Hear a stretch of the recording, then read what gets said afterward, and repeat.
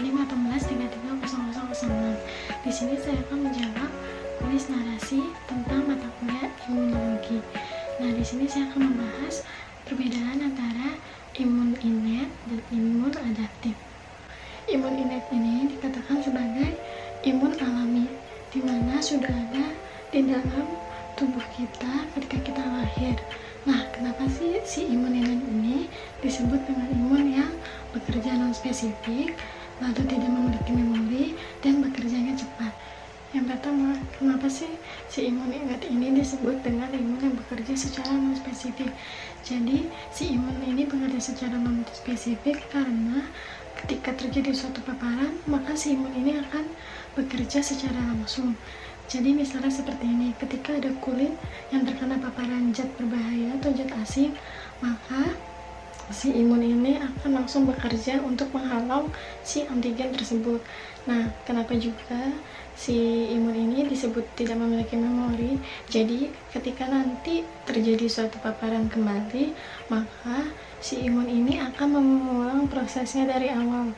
Nah, kenapa juga disebut sebagai imun yang bekerja secara cepat? Karena si imun inet ini hanya melewati dua fase. Yang pertama itu ada fase pengenalan sama fase efektor, di mana fase pengenalan dan efektor ini dalam durasi waktunya itu bekerja secara hitungan. Sekarang kita bandingkan dengan imun adaptif. Imun adaptif ini bekerja secara spesifik, lalu dia memiliki memori dan bekerjanya termasuk lambat. Kenapa sih dibilang seperti itu?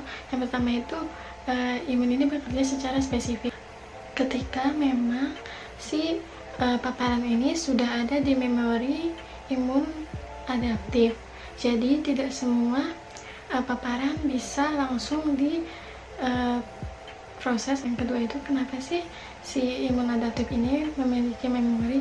Jadi misalnya seperti ini, ketika sebelumnya seorang anak kena penyakit polio, maka untuk selanjutnya itu ketika anak itu kembali terserang penyakit polio, maka si imun adaptif ini sudah menyimpan memori-memori yang sebelumnya pernah terjadi. Nah, kenapa bekerja secara lambat? Imun inet ini bekerja termasuk secara lambat.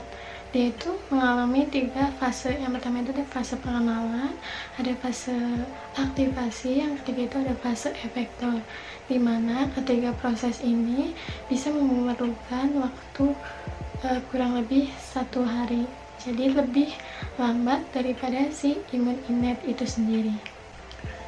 Sekian pembahasan dari saya, kurang lebihnya mohon maaf jika ada salah kata dan perbuatan. Semoga apa yang saya jelaskan tadi bisa bermanfaat untuk kita semua. Wassalamualaikum warahmatullahi wabarakatuh.